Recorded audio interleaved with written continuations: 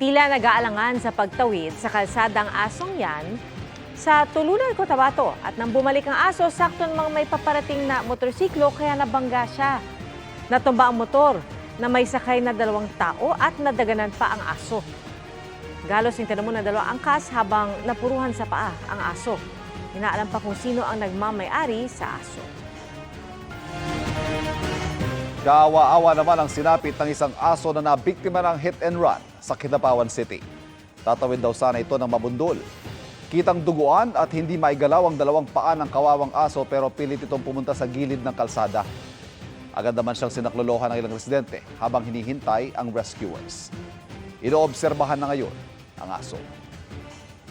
Mga kapuso, patuloy na tumutok sa mga balita. Mag-subscribe sa GMA Integrated News sa YouTube.